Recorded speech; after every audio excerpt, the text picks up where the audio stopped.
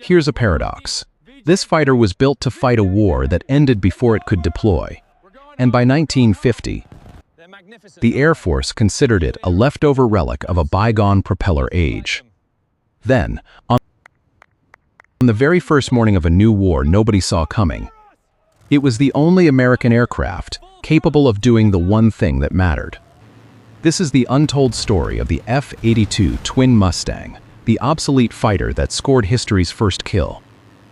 The fighter that missed its own war. Imagine designing a weapon for a specific war, engineering every detail of it around one very particular mission, and then having that war end before your creation ever gets the chance to do the job it was built for.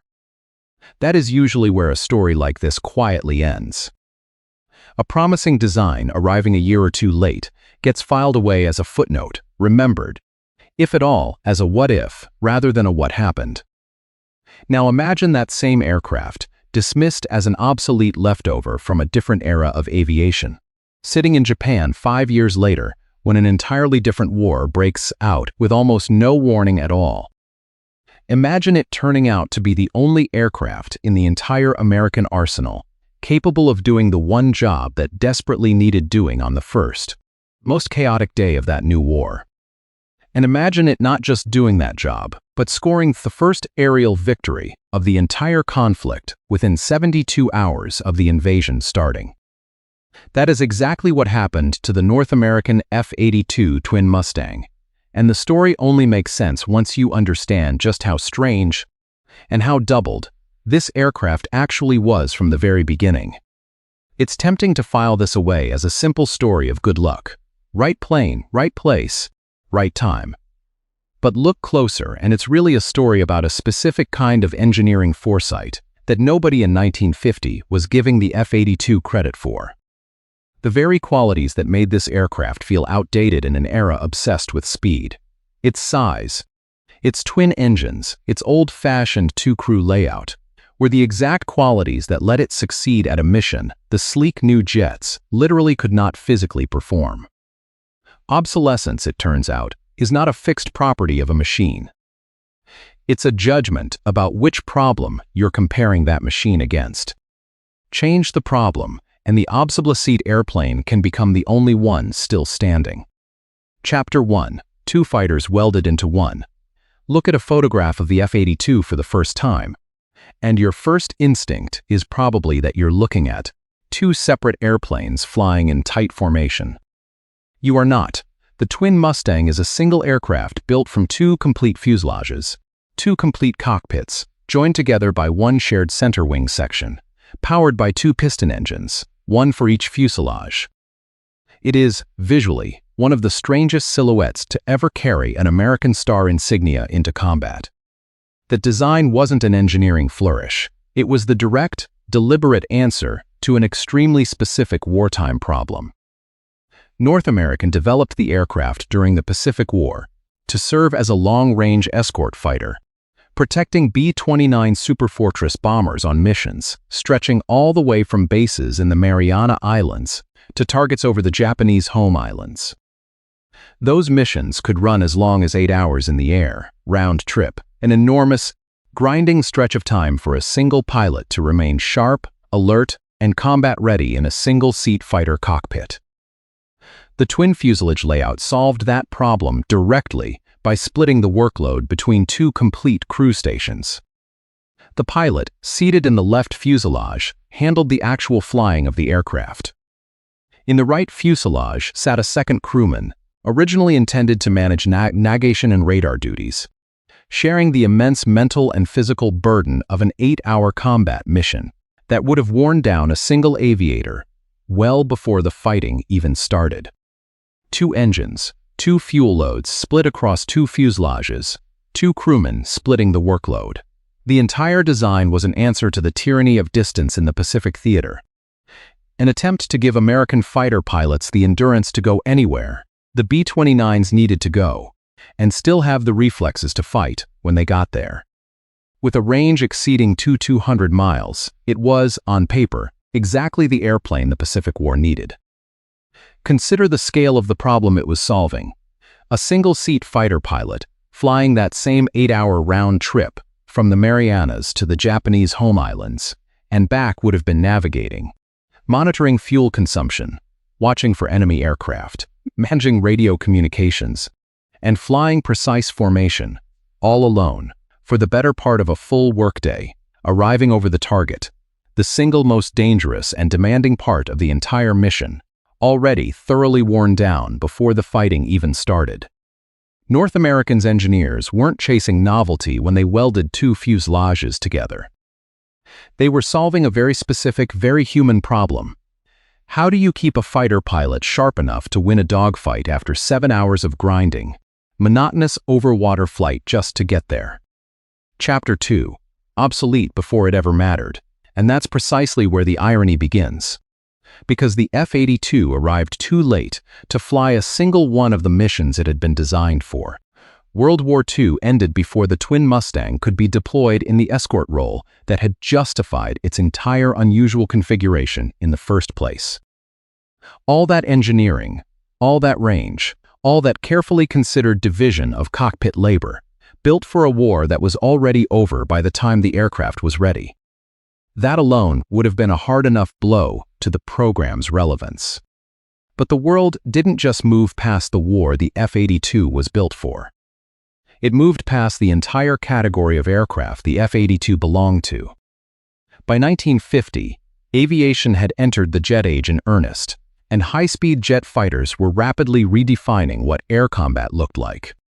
A twin-engine, twin-fuselage, propeller-driven fighter, however clever its design, however impressive its range, looked, to most observers in 1950, like a relic.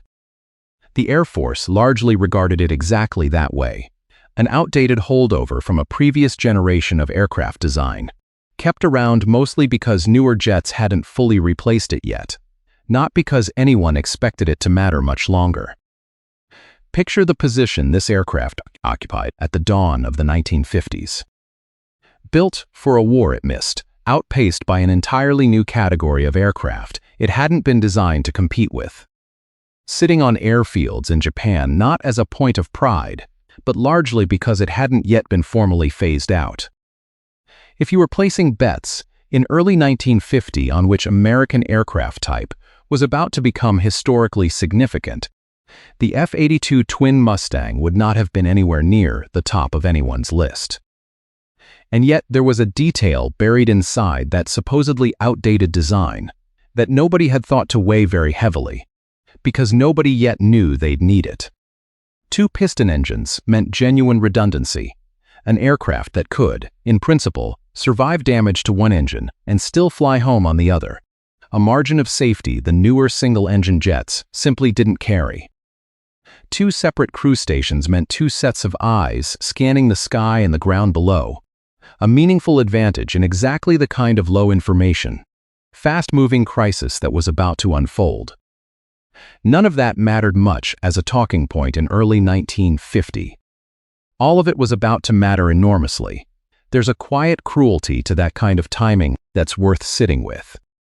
Every engineering decision that had gone into the F-82, the second cockpit, the extended range, the dual-engine redundancy, had been justified entirely by a mission that no longer existed. Air Force planners in 1950 weren't wrong to look at a twin-fuselage propeller fighter and see something out of step with the moment. Compared to the sleek single-engine jets rolling off assembly lines and dominating aviation headlines, the twin Mustang genuinely did look like a design frozen in an earlier decade, kept in service mostly because there hadn't yet been a compelling reason, or a large enough replacement fleet, to retire it outright.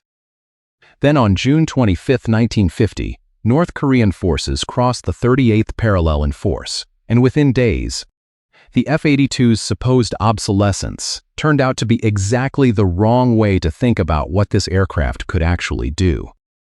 Chapter 3, a crisis only an obsolete airplane could solve. The invasion moved fast, and it created an immediate, urgent crisis that had nothing to do with frontline combat, and everything to do with getting people out alive.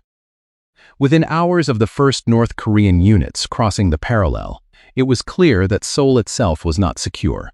and that thousands of American and Allied civilians, along with embassy staff and military dependents, needed to be moved out of the country before advancing forces cut off the routes to safety.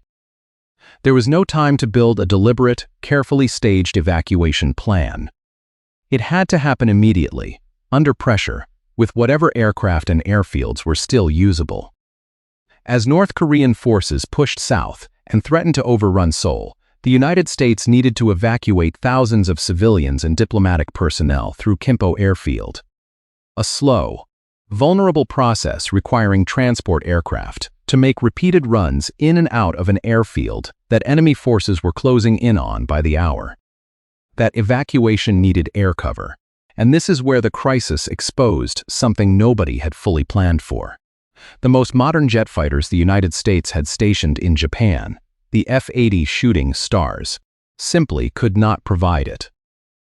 Jet engines of that era were remarkably fast but extraordinarily thirsty, burning through fuel at a rate that gave F-80s only a few usable minutes of patrol time over the Korean peninsula before they had to turn back toward Japan just to make it home safely.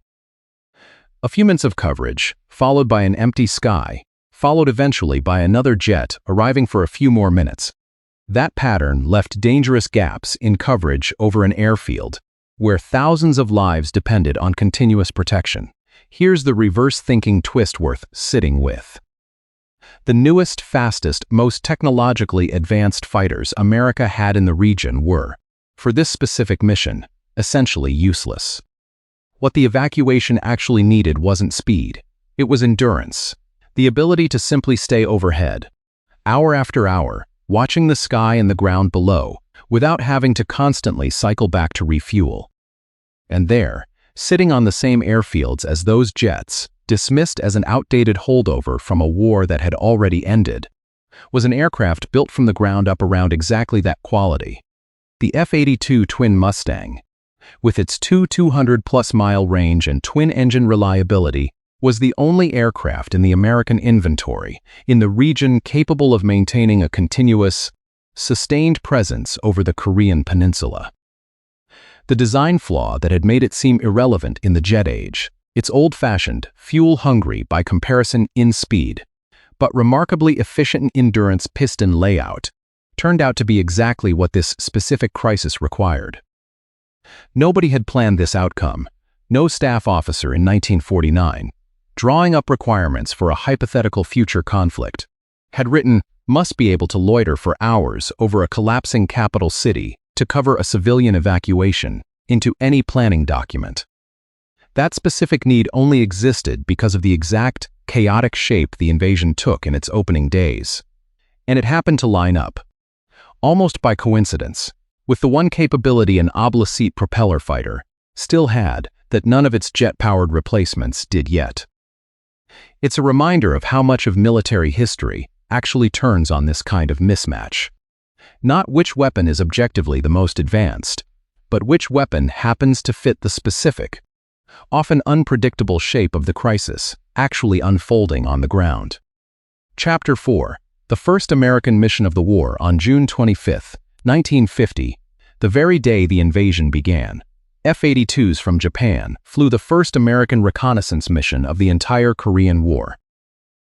Their radar equipment gave them a capability that mattered immediately and enormously in the chaotic early days of the conflict. The ability to operate through thick cloud cover and poor visibility that would have grounded conventional aircraft relying purely on visual navigation. Korea's early summer weather, with its recurring bands of low cloud and reduced visibility rolling in off the surrounding seas, was never going to cooperate conveniently with a war that had started without warning. Any aircraft dependent purely on visual reference to the ground was, on a significant number of days, simply not going to be able to fly a useful mission at all. That the United States had any aircraft available in theater capable of working around that limitation on the very first day of the war was closer to fortunate coincidence than deliberate planning, a byproduct of the F-82's original design requirement to operate reliably over long stretches of featureless ocean, far from any visual landmark, now proving equally useful over unfamiliar, weather-obscured Korean terrain. Think about what that meant in practical terms during those opening, disoriented days of the war, when American commanders desperately needed reliable information about what was actually happening on the ground and in the air over Korea, and when weather conditions were far from guaranteed to cooperate. An aircraft that could fly, navigate, and gather information regardless of cloud cover wasn't a luxury. In the earliest hours of a fast-moving invasion, it was often the only source of real-time information commanders had. Consider what the alternative would have looked like.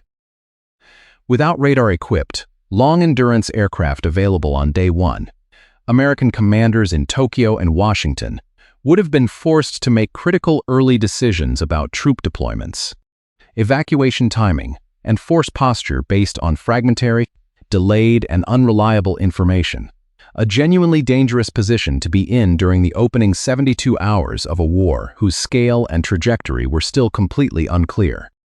The F-82 didn't win the war on June 25th, but it made sure the people making decisions that day weren't making them blind, which in the earliest hours of any conflict can matter just as much as any single engagement.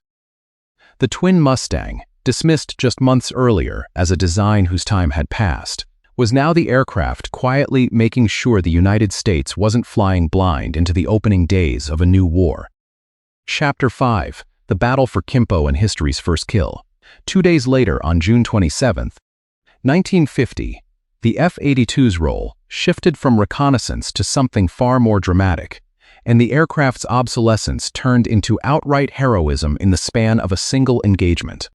As American C-54 transport aircraft continued running evacuation flights out of Kimpo Airfield, a makeshift squadron of F-82s, temporarily organized under the command of Lieutenant Colonel John F.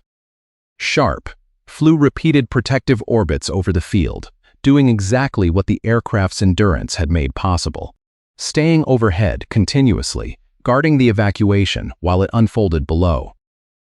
This was, in the most literal sense, improvised.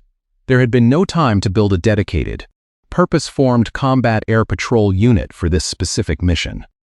Pilots and aircraft that happened to be available were pulled together, briefed quickly, and sent up to hold the sky over a single vulnerable airfield for as long as fuel and daylight allowed, a task that, again, only made sense for an aircraft with the kind of endurance the F-82 carried. Then 5 North Korean fighters, Soviet-built aircraft flown against the American operation, moved to attack. For every pilot circling above Kimpo that day, this was the moment the entire premise of their aircraft's usefulness was about to be tested in the most direct way possible. Not through endurance or radar coverage, but through an actual, close-range dogfight, the kind of encounter the sleek new jets back in Japan had been specifically designed to dominate, now unfolding instead between propeller-driven aircraft on both sides. Among the F-82 pilots responding was Lieutenant William G. Skeeter Hudson. In the engagement that followed, Hudson maneuvered his twin Mustang into a hard, aggressive turn, closed distance on one of the attacking Yak-11 fighters, and shot it down. It was not a clean, distant, technologically decisive kill of the kind that would come to define later Cold War air combat. It was old-fashioned aerial gunnery, one aircraft turning inside another at close range. Exactly the kind of fight American and Soviet-built propeller aircraft had been having for the better part of a decade. Except this time, the outcome would be remembered as something entirely new. Stop and register the full weight of what that single moment represented. It was the first aerial combat victory scored by the United States Air Force since the end of World War II, the opening kill of an entirely new era of American air combat, achieved not by one of the sleek new jets everyone had been watching, but by a twin-fuselage propeller fighter that had been written off as obsolete just months before. Moments later, 2 more enemy aircraft were shot down by other pilots in Hudson's formation, compounding what had already become a historic engagement into a genuinely lopsided victory for the outdated aircraft nobody had expected much from.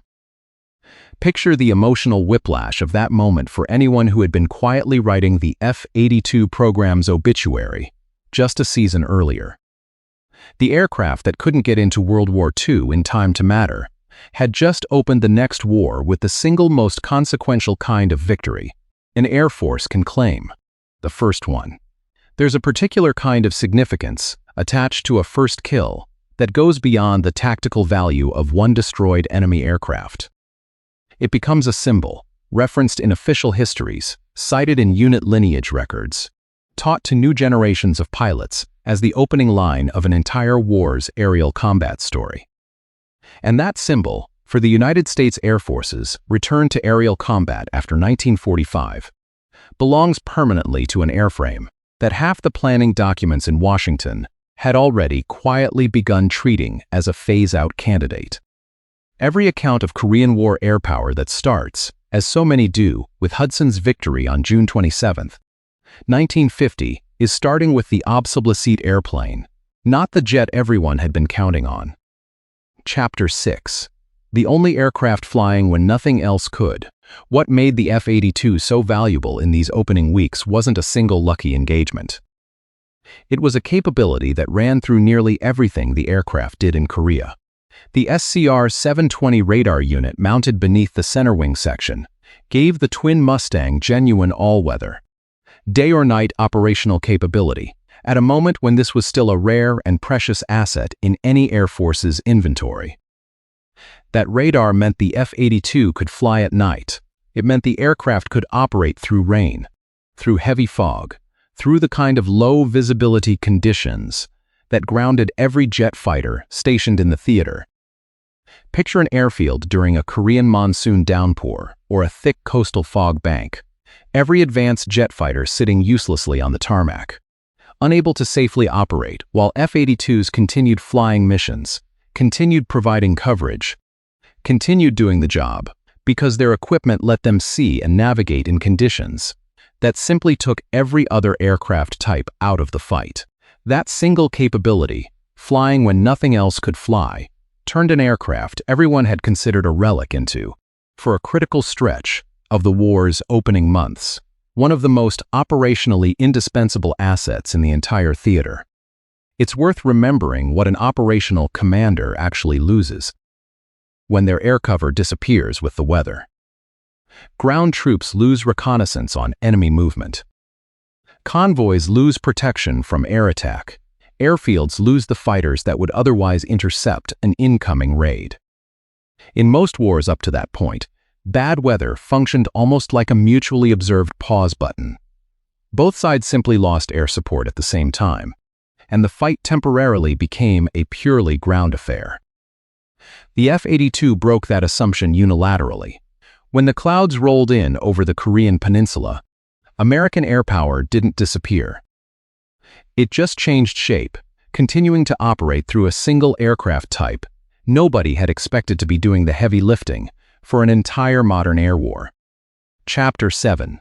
From escort fighter to night hunter. As the war ground on through the summer of 1950, the F-82's role expanded again, shifting toward ground attack and interdiction, hunting the supply convoys North Korean forces depended on to keep their advance moving south. On July 10, 1950, F-82s took part in a coordinated strike that destroyed a bridge at Pyeongtaek, choking off a critical stretch of the enemy's supply route. It's a deceptively simple-sounding tactic: destroy a bridge, create a bottleneck, but the execution required precise timing and coordination among multiple aircraft, hitting the crossing at a moment when it would trap the maximum amount of enemy traffic, rather than simply forcing an early detour that gave the convoy time to disperse and find another route north or south. With that bottleneck created, the aircraft went to work on what had backed up behind it, destroying more than 100 trucks and dozens of enemy tanks in the resulting engagement. A devastating blow to North Korean logistics delivered by an aircraft still officially considered a design whose era had passed. For the North Korean forces relying on that supply line, the effect went well beyond the immediate material losses. Every truck destroyed, every tank left burning on that stretch of road, represented fuel, ammunition, and reinforcements that never reached the advancing front line, a strategic setback measured not in the drama of a single battle, but in the slow grinding attrition of an offensive that could no longer resupply itself as efficiently as it needed to. Then, on the night of August 27, 1950, the twin Mustang demonstrated exactly why its radar equipment made it uniquely suited for this kind of war. United Nations ground forces found themselves surrounded and under heavy mortar fire in pitch darkness, conditions where visual air support was effectively impossible. F-82 crews used their radar to locate the enemy mortar positions in the black of night and delivered precise strikes against them, breaking the encirclement and helping the trapped UN forces survive an engagement that, without that specific radar-guided night capability, might well have ended very differently.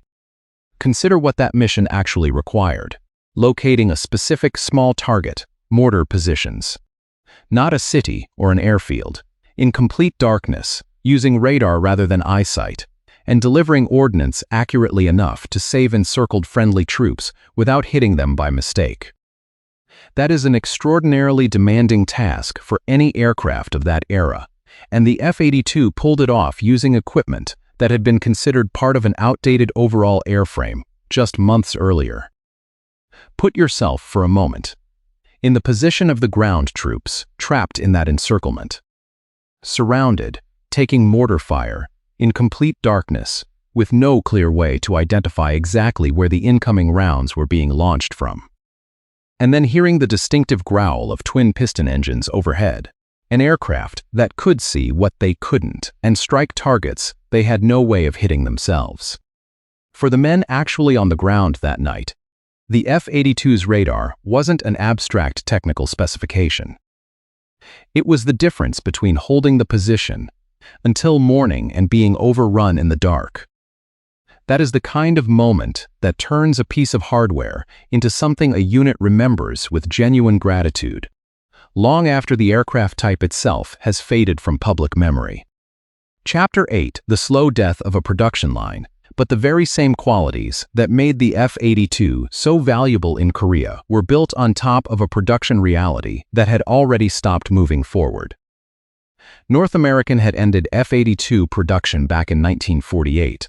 2 years before the war it would end up fighting even began. That meant every twin Mustang flying combat missions over Korea in 1950 was, in a very real sense, running on borrowed hardware, with no new airframes coming down any assembly line to replace losses or worn-out parts. As combat operations wore down engines, damaged airframes, and consumed spare components far faster than a discontinued production line could ever hope to replenish, maintenance crews were forced into an increasingly desperate practice: cannibalization, stripping usable parts from aircraft that had been damaged beyond economical repair in order to keep other twin Mustangs flying. Every F-82 still in the air over Korea by late 1950 and into 1951 was, in a sense, being kept alive by pieces of its own grounded siblings. It's a strange and slightly haunting image once you sit with it. A fleet of aircraft, still flying combat missions, still shooting down enemy fighters and destroying convoys and rescuing surrounded troops, being sustained not by fresh manufacturing, but by literally taking parts from its own wrecked and worn-out sisters. An entire combat capability, quietly consuming itself to stay operational. Ground crews working on the F-82 during this stretch of the war were, in effect, running a closed economy with a fixed, shrinking supply of parts and no way to add new stock. Every engine overhaul, every hydraulic line replacement, every damaged control surface repair had to be weighed against the question of whether it made more sense to fix the aircraft in front of them or strip it for pieces to keep 2 other twin Mustangs flying instead. That is an enormously difficult, high-stakes kind of triage to be running in the middle of active combat operations, and it stands in sharp contrast to the aircraft's operational reputation during this same period as a battlefield workhorse, quietly doing jobs nothing else could do. The heroics happening in the air were being paid for, invisibly, by increasingly difficult maintenance decisions happening on the ground. Chapter 9. Making way for the jets. That situation was never going to be sustainable indefinitely, and it wasn't meant to be. As new jet fighters, the F-84 Thunderjet and greater numbers of F-80 Shooting Stars arrived in theater in growing quantities, the specific gap the F-82 had been plugging in those chaotic opening weeks of the war gradually closed. Improved forward basing inside Korea itself, rather than staging exclusively out of Japan, also helped ease the endurance problem that had made the F-82 so critical in the war's earliest days. Jets operating from airfields much closer to the front line no longer needed the same punishing round-trip range that had crippled their usefulness back when Kimpo's evacuation depended on continuous coverage flown all the way from Japanese bases. The jets that had been too fuel-hungry to loiter effectively in June 1950 were, by 1951 and into 1952, arriving in sufficient numbers and with improved tactics to take over more and more of the mission set the aging twin Mustangs had been carrying almost single-handedly at the war's outset.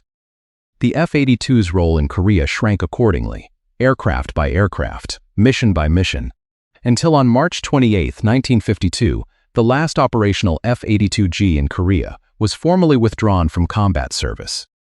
Its war, the one it had never been built to fight in the first place, the one it had stumbled into by simply being the only aircraft available with the right combination of range and radar at exactly the right moment, was over. It would have been entirely reasonable for that to be the final chapter of the twin Mustang story.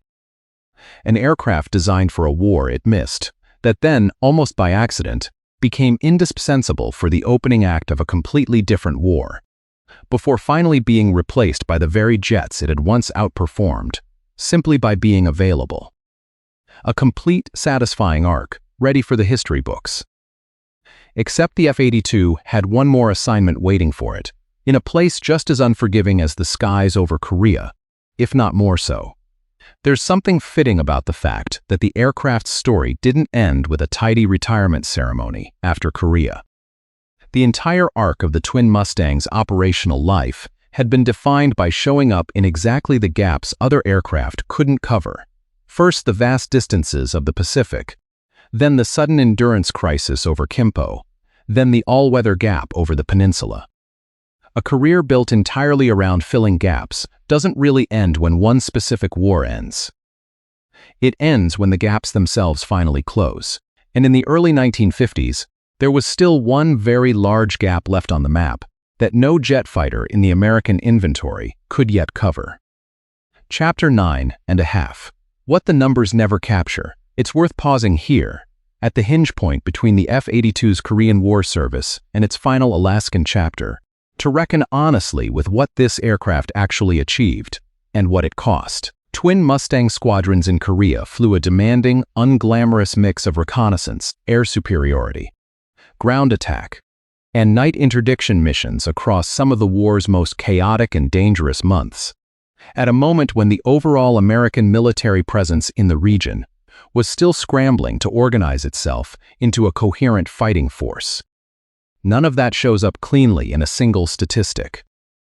There's no simple box score for held the line during the most disorganized weeks of a surprise invasion. But nearly every account of the war's opening phase, the desperate defense of the Pusan perimeter that followed, the fighting retreat down the peninsula, the slow stabilization of a front line that had nearly collapsed entirely, depends on the fact that American forces were not flying blind and were not without air cover during the weeks when everything hung in the balance. The F-82 bought time to organize, time for reinforcements to arrive, time for a shattered defensive position to become a defensible one. That is an unglamorous, largely uncelebrated kind of contribution. And it is very often exactly the kind of contribution that decides whether a war is lost in its first month or fought to a different outcome entirely. Chapter 10. Alone at the top of the world. The twin Mustangs that survived the Korean War were transferred to Alaska, tasked with patrolling the vast, remote border region against the possibility of Soviet aircraft crossing over from Siberia.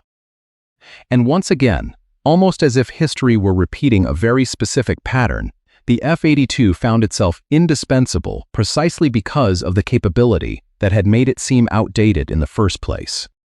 Jet fighters of that era simply did not have the range to effectively cover Alaska's enormous, sparsely populated coastline and interior. It was the exact same problem that had defined the opening days of the Korean War, in miniature. A jet age that had raced ahead in speed but had not yet caught up in endurance, leaving a gap that only an aircraft built around long range and sustained flight time could fill. Once again, the F-82's supposedly obsolete propeller-driven, twin-fuselage design turned out to be precisely the tool the moment required, because nothing newer could actually do the job over that kind of distance. Alaska in the early 1950s presented a genuinely different kind of challenge than Korea had. There was no advancing enemy army, no besieged airfield, no dramatic evacuation underway. The mission was quieter and more sustained, patrolling an enormous, largely empty stretch of territory. Day after day, in brutal cold, watching for Soviet aircraft that might probe American airspace from bases just across the Bering Strait. It was exactly the kind of long-duration, low-drama, high-endurance flying that had defined the F-82's original Pacific War design brief in the first place. The mission finally arriving, a decade later than planned, just in a different ocean and against a different adversary than anyone had originally imagined. Chapter 11. Ice, Rescue, and the Last Flight's Life in Alaska gave the twin Mustang a set of duties almost nobody could have predicted for a fighter originally designed to escort heavy bombers over the Pacific. Beyond routine reconnaissance and border patrol, F-82s were used to drop 500-pound bombs and fire rockets to break up river ice jams. A critical task in remote wilderness communities, where a blocked, freezing river could quickly cause catastrophic flooding as ice buildup forced rising water out over its banks and into towns with no other way to manage the threat. On these long remote Arctic flights, the aircraft's unusual two-seat layout found yet another unexpected use.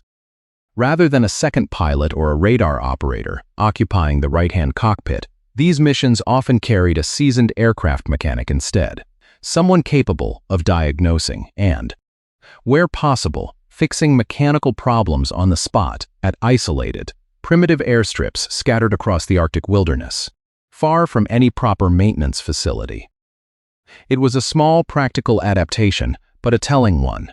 An aircraft designed around splitting workload between two aviators over the Pacific Ocean was, a decade later, splitting its second seat between a pilot and a wrench-wielding mechanic over frozen Alaskan tundra, still finding new ways to make its two-crew station design useful, long after its original mission had come and gone. Think about how far removed this final chapter was from anything North America's engineers had sketched out in the 1940s. They had drawn a long-range bomber escort meant to fight Japanese interceptors over the Pacific. What the design actually ended up doing, in its final act, was dropping ordnance on river ice to protect wilderness towns from flooding, with a mechanic in the right seat instead of a radar operator, over terrain so remote that a mechanical failure, without someone aboard who could fix it, might have stranded a crew for days in lethal cold. The airframe never changed. The mission around it kept reinventing itself, again and again. For nearly a decade after the war, it was purpose-built for had already ended. On November 12, 1953, the last F-82 officially retired from service at Elmendorf Air Force Base in Alaska. It was a quiet ending, fitting for an aircraft whose entire career had been defined by showing up in places nobody expected it to matter and doing jobs nobody else could do. Never with fanfare. Always because there was simply no better option available at the time.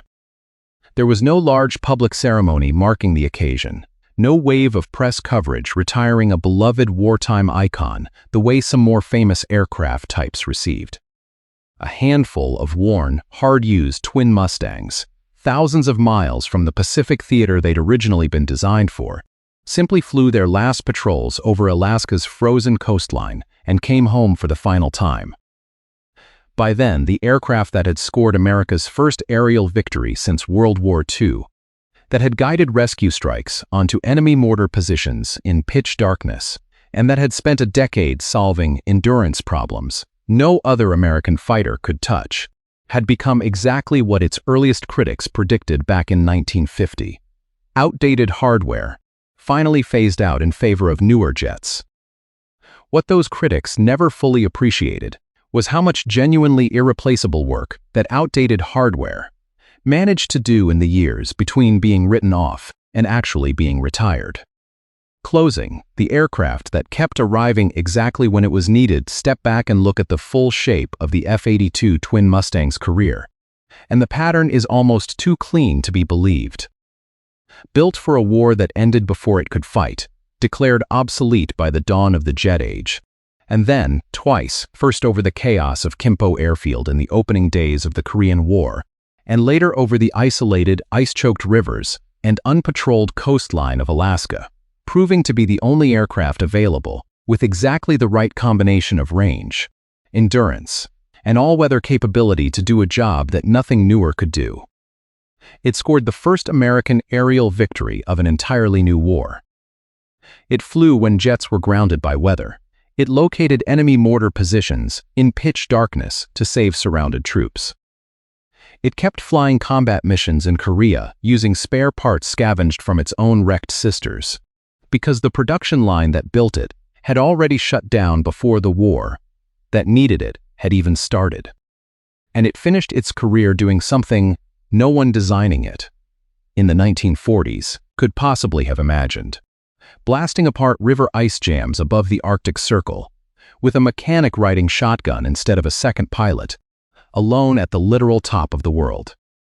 The F-82 twin Mustang never got to fight the war it was built for. It fought two others instead, arriving in each case not because anyone had planned for it to be there, but because when the moment came, it turned out to be the only aircraft in the world already built for exactly what that moment required. It's worth asking, one last time, why this particular story tends to surprise people who hear it for the first time. Partly, it's the shape of the aircraft itself. Two fuselages welded together is not a design most people expect to see described as historically decisive. But mostly it's the pattern underneath it, an aircraft judged obsolete not because it stopped working, but because a newer category of technology arrived and captured everyone's attention first. The F-82 never lost a step in raw capability between 1948 and 1950.